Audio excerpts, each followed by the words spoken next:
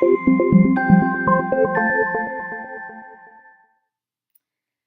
I wanted to record this video because something has happened. I don't know if you remember, but on a previous video, I said that CJ is now sleeping in the room with his siblings, right?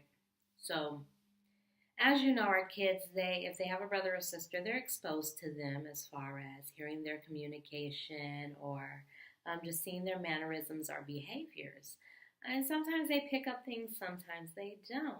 So CJ really previously didn't pick up any skills from his siblings, nothing that was noticeable. But for some reason, and I mean, obviously it's because of the amount of time, the fact that he is in the room with his siblings day in and day out and in there seeing them so frequently, right? The volume has gone up higher because of him sleeping in there and, just hanging out. He is picking up some of their mannerisms and even some of their words. Now, CJ is nonverbal. Every once in a while, you may hear him say a word, but it's rare. It's like every 6 months, maybe not even that frequent, he might say mom or something like that. Just really simple and rare.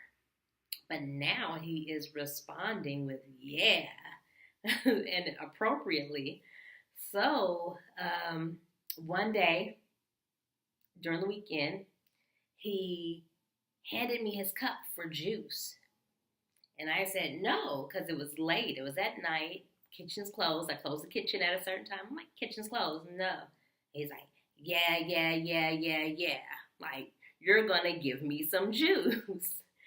And so last night, me and my boyfriend, we were on the Facebook video. And because he's in the Bay Area and I'm here in Vegas. And so we were chit-chatting and the kids are like, we want to go live with LD. I'm like, oh, so you want to leave me? You want to go live with him? So my daughter says, yeah. Then my other son, Christian, says, yeah. Then out of nowhere, CJ says, yeah. I mean, just like that, yeah. I said, oh, now you want to leave me too. So he is like picking up these things, which is amazing. Another thing I noticed is that he's really paying attention to his surroundings, to details. He's making more eye contact and purposeful, meaningful eye contact.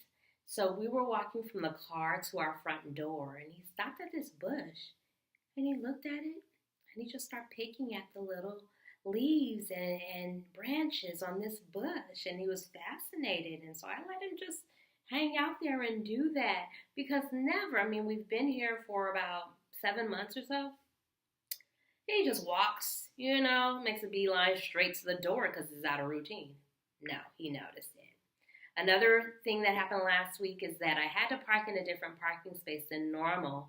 And typically I thought CJ functioned off of just sheer routine, right? He just knows that's where the car is. But he proved me wrong last week because he looked at our parking space, saw it wasn't there, looked across the street, saw our car, and he was making our way there. Now, it's a danger to that, too. We're in a condo community, so it's a parking lot, not a street, but still, cars could come. But I was in, short distance from him, so I was able to get him before he made, his way to the parking lot. But he saw that, hey, that's our car. There was recognition versus it being routine, right? So all of these fabulous things are happening, and really the primary change has been his living situation in terms of now camping out with his siblings. So they love it. He loves it. So it's a win-win for me. As you can see now, I've gained an office, which is great, right? I've gained an office because this was previously CJ's room. So there's progress. And so I say hang in there. Progress may not come as fast as you want it, but it will come. It will come.